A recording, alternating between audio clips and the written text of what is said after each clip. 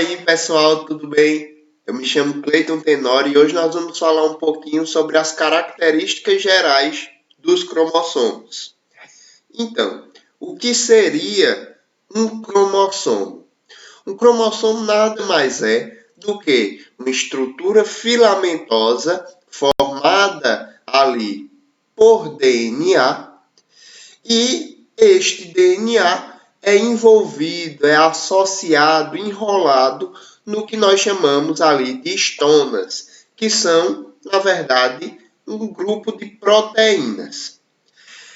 Esses cromossomos, eles vão determinar genes. Então, é muito comum que nós tenhamos nesse filamento de DNA todo envolvido, todo enrolado por proteínas, nós termos genes. Esses genes são responsáveis ali pela caracterização das proteínas e de, lógico, gerar ali informação para as células, ok?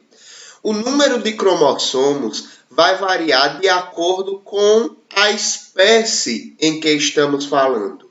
Por exemplo, nós, seres humanos, possuímos 46 cromossomos, enquanto, por exemplo, chimpanzés, parentes muito próximos de nós, seres humanos, possuem 48 cromossomos. A mosca da fruta, por exemplo, a Drosophila melanogaster, que é muito utilizada em estudos de genética, possui 8 cromossomos. E aí você pode, basicamente, vincular a quantidade de cromossomos com a inteligência ali do organismo vivo. E, na verdade, não vai ter nada a ver. Na verdade, o que a gente fala de número de cromossomos nada mais é do que quantidade de DNA, ok?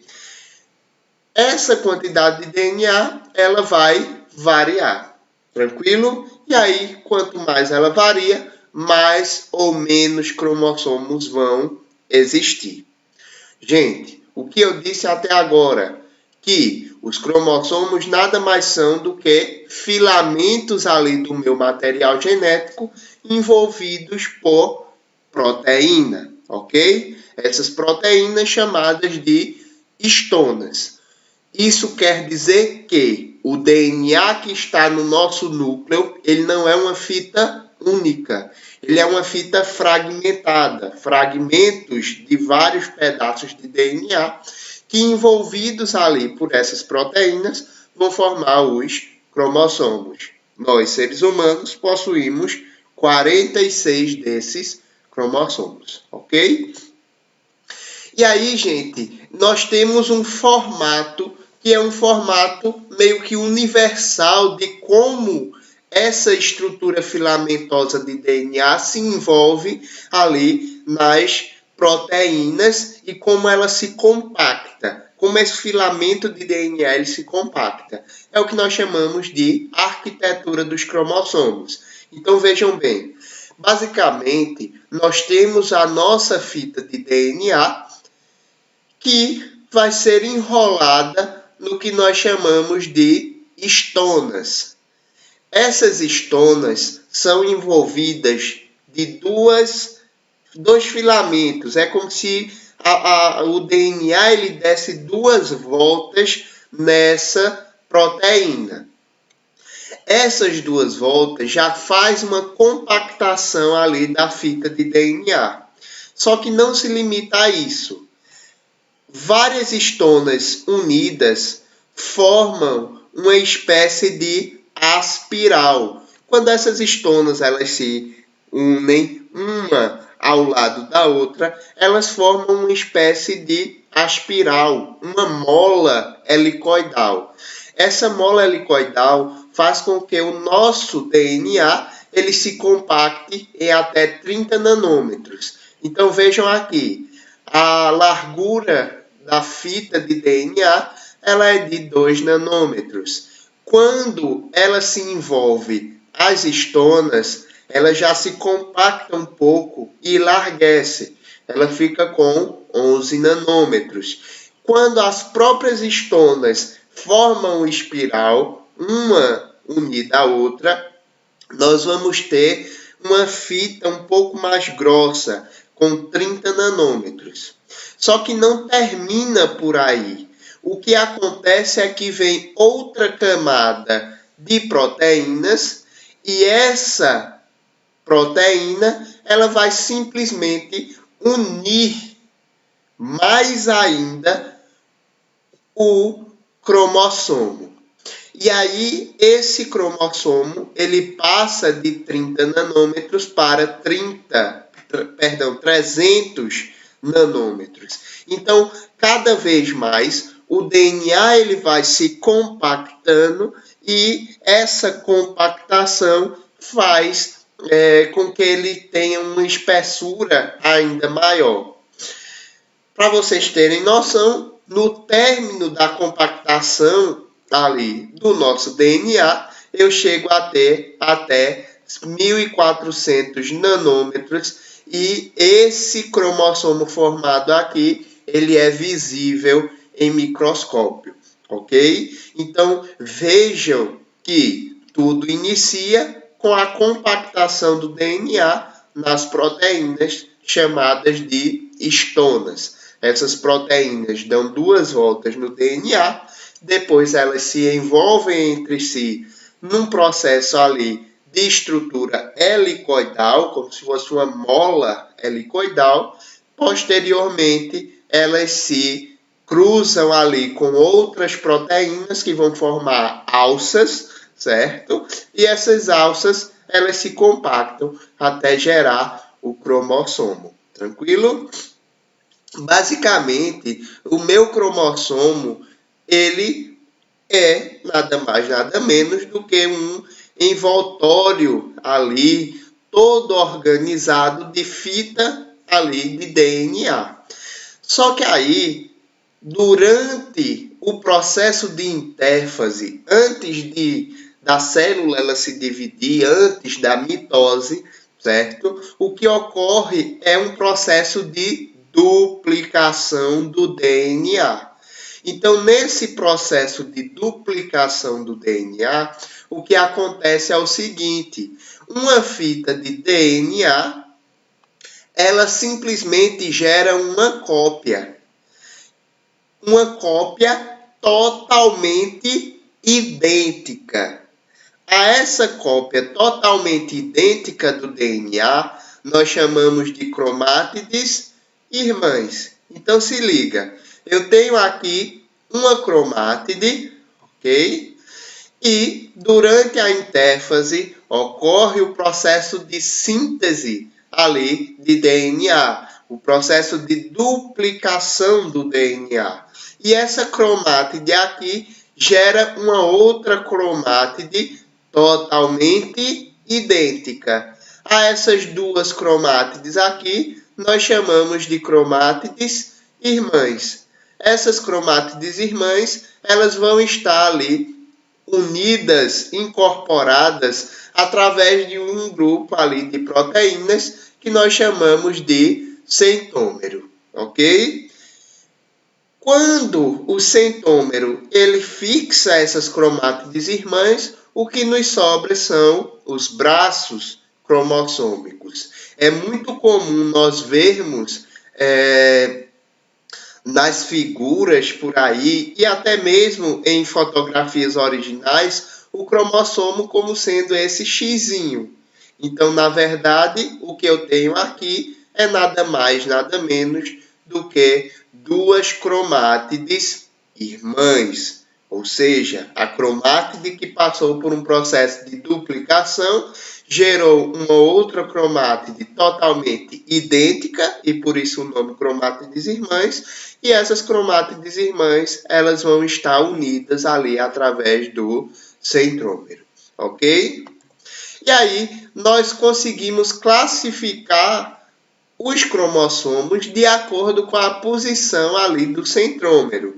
Então, vejam, se eu tenho um cromossomo que vai possuir os braços aproximadamente na mesma medida, ou seja, o centrômero está realmente no centro, eu tenho um cromossomo metacêntrico.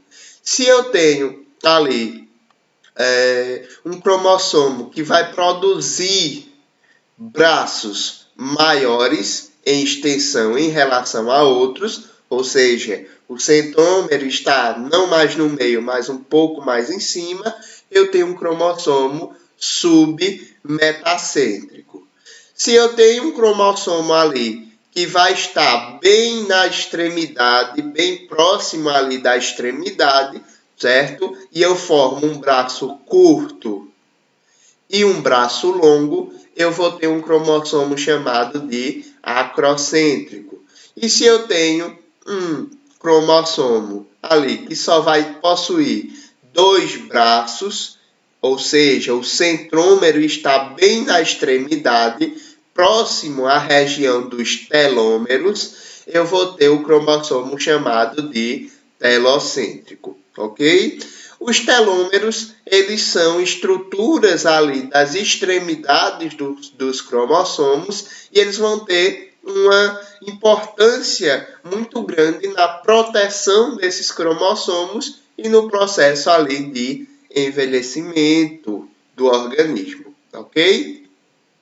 Gente, o que eu tenho nesses cromossomos são genes. É bem verdade que nem tudo de DNA que nós vamos possuir vão codificar genes. O que é um gene? Um gene, na verdade, é uma região do DNA que vai codificar uma proteína.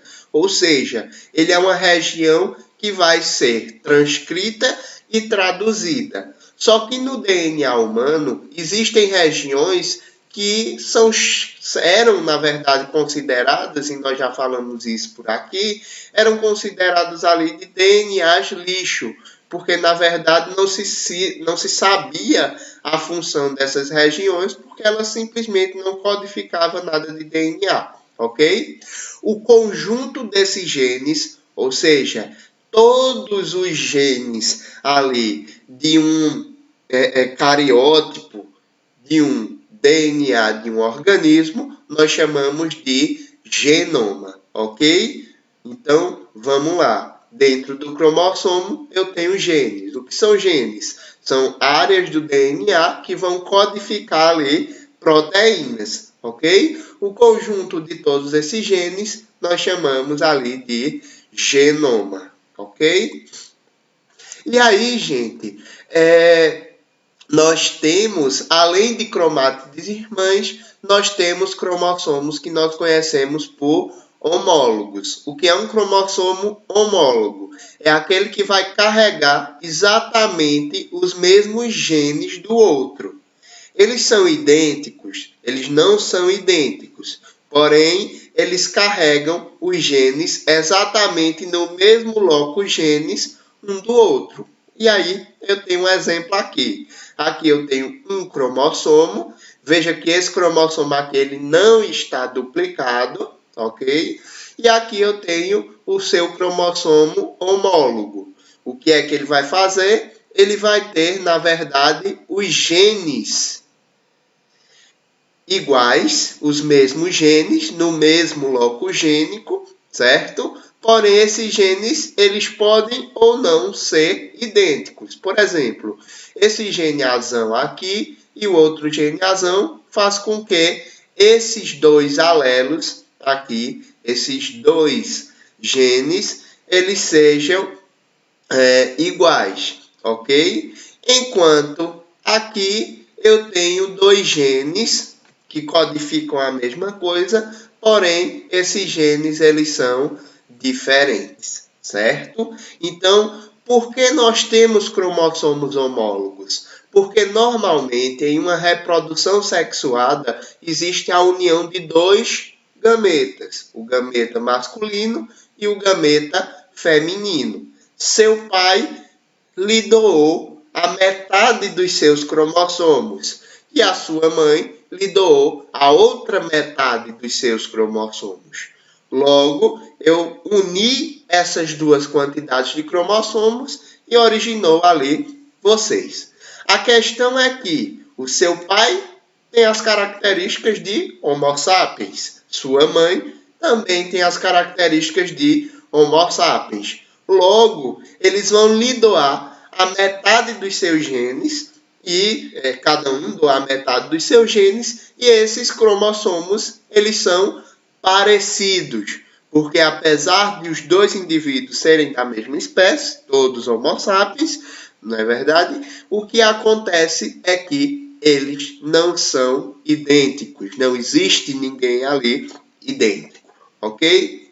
E aí vejam, em um cariótipo humano, nos seres humanos, nós possuímos 46 cromossomos. Desses 46 cromossomos, durante a reprodução, nós temos 23 herdados do nosso pai e 23 cromossomos herdados da nossa mãe. 23 mais 23, 46. Sendo que 22 desses pares nós conhecemos por cromossomos autossômicos, que são aqueles que vão codificar uma quantidade ali variada de genes e de características presentes em você. E um par desses genes é o que nós chamamos de cromossomos sexuais, certo? Um par desses cromossomos é o que nós chamamos de cromossomos sexuais, porque ele vai possuir genes que determinam ali o sexo. Tranquilo? É interessante salientar que os cromossomos sexuais masculinos é o que nós chamamos de X e Y. E o feminino tem esse X aqui duplicado. Ele é um XX, ok? Nós vamos ver um pouco mais na frente. Então, vejam, nós vamos ter 46 cromossomos, o que realmente são 23 pares de cromossomos homólogos. Por quê? Porque um desses cromossomos foi herdado por o nosso pai e o outro pela nossa mãe. E aqui eu tenho o segundo par de cromossomos. Então, um foi herdado do meu pai e um da minha mãe. O terceiro par de cromossomos, um herdado do meu pai e um da minha mãe, e assim sucessivamente. Quem é que vai determinar o sexo? O sexo, na verdade, em seres humanos, vai ser determinado pelo pai. Por quê? Porque o pai é o único carregador desse cromossomo aqui, Y. Em uma reprodução, o que é que acontece? Se ele doar o cromossomo Y no seu gameta, vai se gerar um indivíduo do sexo masculino, porque a mãe doa um X, porque ela só tem X, certo? E o pai doa um Y. E aí o indivíduo fica X e Y. E aí é um menino. Se caso o pai doe o seu X, porque ele vai possuir um, e a mãe, lógico, só vai doar o X, eu tenho um indivíduo XX. E gera, então, uma menina. Ok?